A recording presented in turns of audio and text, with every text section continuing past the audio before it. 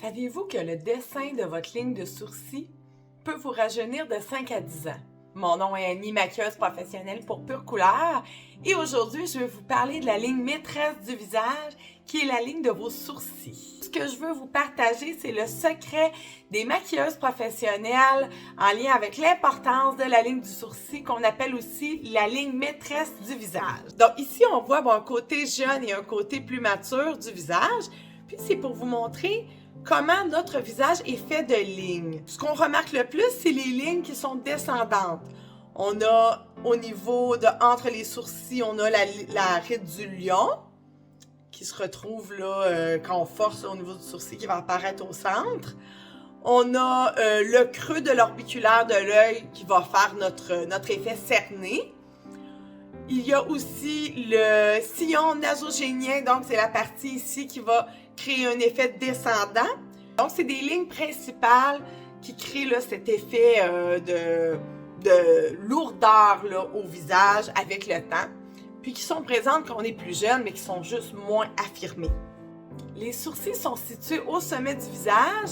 Ils vont former un cadre et ils vont indiquer une direction. Et ici, un exemple assez intéressant de Angelina Jolie, pas de sourcils. Donc, on voit comment ça serait...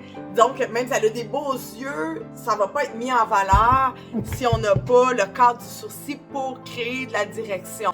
Donc, le sourcil va allonger l'œil, va l'agrandir, va ouvrir le regard. La forme des sourcils va également avoir un résultat sur la synergie des lignes du visage. J'ai ici des exemples qui sont intéressants au niveau des images. Donc, on voit que les lignes vont faire un effet d'aller remonter, d'aller agrandir l'œil vers le haut.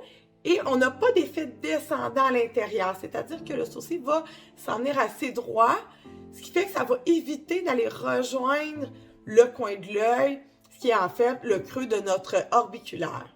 Par contre, on voit pour un sourcil qui est plutôt rond, que la pointe va créer un effet descendant, donc qui va être plutôt alourdissant.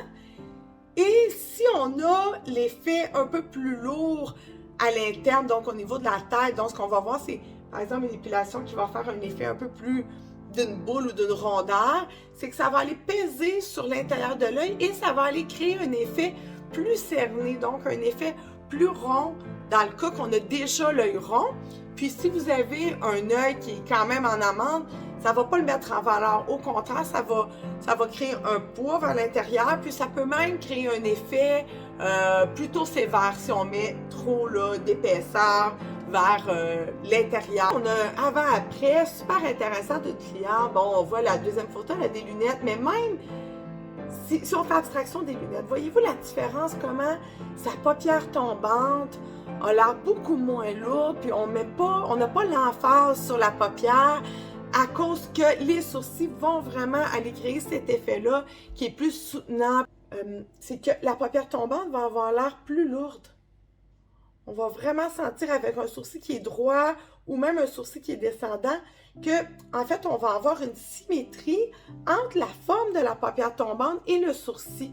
Donc, deux lignes symétriques vont se mettre en valeur, tandis que si on a une ligne qui part dans un sens inverse, par exemple vers le haut, on perd à ce moment-là l'effet descendant. Donc, pas besoin d'avoir un lifting de la paupière pour avoir un effet rajeunissant au niveau des yeux. Si on retourne à mon image de tantôt, donc un sourcil qui est plutôt rond et qui va descendre vers l'intérieur, va faire un lien avec le creux de l'orbiculaire qui est d'autant plus apparent avec le temps. En mettant à valeur le creux de l'orbiculaire, ce qui va arriver, c'est qu'on va créer aussi une synergie des lignes. Donc, il va y avoir des lignes qui vont s'intensifier et se mettre en valeur, c'est-à-dire la cerne et le sillon nasogénien vont aller vraiment en parallèle et vont mettre en valeur un effet descendant au niveau du visage. Puis ça va aller aussi s'ajouter avec notre commissure de lèvres, puis finalement on pourrait même mettre en valeur l'abat-joue ou le bas du visage simplement à cause d'un sourcil qui est plus arrondi. Donc vous voyez comment les lignes viennent se rejoindre ensemble et travailler là, sur un effet morphologique. Si au contraire, on a un sourcil qui est ouvert, qui monte vers le haut, qui a une pointe qui est ouverte, donc qui n'est pas descendante, et qu'on a un point de hauteur qui est bien situé, Et évidemment, la tête du sourcil, comme je vous disais, est super importante. Mais au lieu d'avoir cet effet-là descendant, on va avoir un effet remontant. Puis on peut aussi aller le joindre avec un point de lumière au niveau de l'os de la pommette, avec un fard à joues pour aller créer d'autant plus là, ce cadre-là remontant et rajeunissant. C'est que la direction de la pointe et la forme générale du sourcil ont un effet sur l'ensemble des traits du visage. On peut rajeunir de 5 à 10 ans un visage simplement en faisant une belle ligne de sourcils. Est-ce que vos sourcils créent un effet alourdissant sur votre visage?